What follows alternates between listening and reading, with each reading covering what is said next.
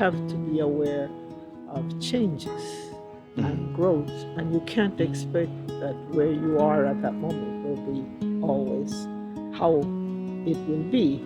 And the more you prepare for changes and adjustment in those changes, the better shape you are, because you gain certain skills. And So it's true. a cycle of life. You go from one piece to another to another, and you just need to start acting. How long have you been retired, and what industry did you retire from? And that's for both of you. I've been retired since 2013. I was a university professor.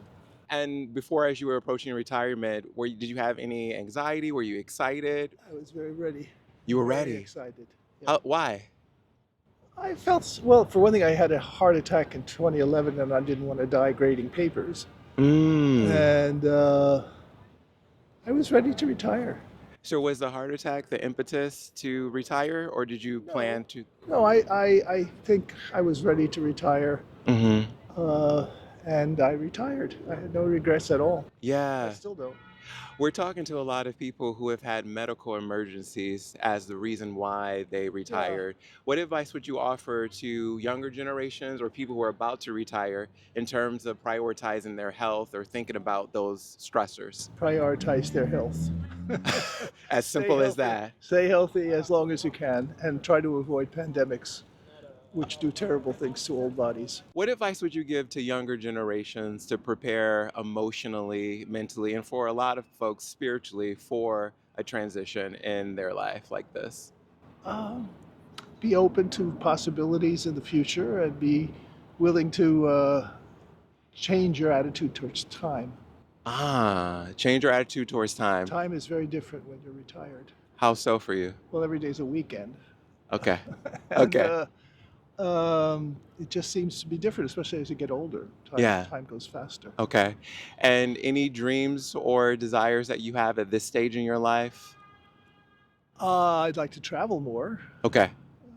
It's not going to be easy because of some medical issues, but I'd like to travel more. Okay. We did a lot of traveling in retirement because we used to go in the summers because we were both involved in education. So Okay. only our summers were free, and that's not the best time to travel. Okay. So we would always go in late September or October to Europe or someplace like that.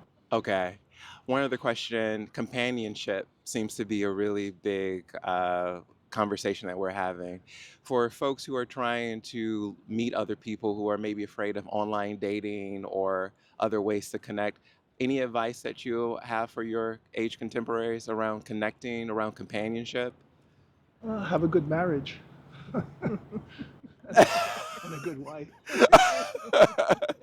And are you you his I'm wife? the wife. Okay. Yeah, I'm the wife. Okay. Yeah. And what industry you work in education as well? Yes, yes, Okay. yes. Is that how you two met? Yes and no. We met through a classmate of mine in graduate school, so I guess that's the yes part, who was his colleague. Ah, But we were in different fields of languages, and then I ended up working in administration, school system. okay. And how long have you been retired? I retired in 2016. Okay. And to tell you the truth, I never saw myself as not working. I enjoyed working. Mm-hmm. I enjoyed the projects I did with the students, projects I did with the city. But then a moment came when I just wanted to, I said, maybe I ought to go now. Staff is changing, everybody's changing. It's time to hand it over. Let somebody else continue. You've started a lot of things and they'll continue. And I remember someone saying, well, why would you retire now? You look young, you're so healthy. I said, that's the idea. I want to retire when I can still walk, when I can still run, when I can still travel, when I can still enjoy life. And there was just a readiness, a readiness for it.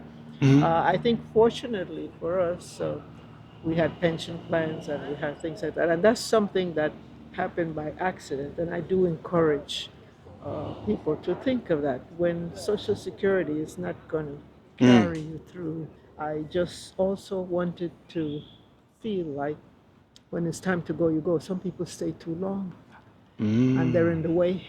Ah. And they can't quite do it, but somehow they haven't developed another life or another desire. Speaking particularly about developing another life and desire, what steps would you offer for folks to consciously be able to prepare themselves or be open to discovering another life? I think thinking of having some plans, like something, especially in the Okay. beginning, because it's strange. All of a sudden, your schedule is your schedule. So what do I do now? Where do I go now? Hmm. So having some plans of something that you haven't been able to do because Hmm. you haven't done this because, and fortunately for me, there's a little nexus of people who I keep in touch with and keep in touch. Final question. What would you say to younger generations to prepare themselves for retirement? Something that maybe you didn't think of until you actually got to retirement? I would say is that we have to be aware of changes Hmm. and growth, and you can't expect that where you are at that moment will be always how it will be.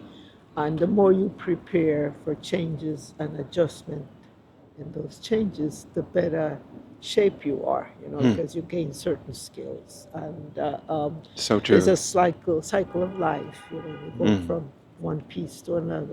another, and you just need to start acting like it. Not as if you're never going to be ill, not as if you're never going to be able to do certain things, but what happens if, you know? I love that. It's a cycle of life, and you have to prepare for it at each stage, not just in Yeah, retirement. yeah, not Yeah, and just I the year also think before.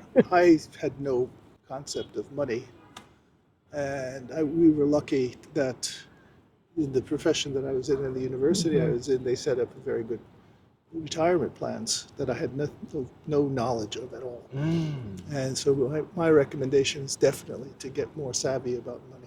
Yeah, and that's what I meant when I Don't retire poor. yeah, when I said by accident. By accident, I started contributing funds to a deferred fund, and that's been just a lifesaver.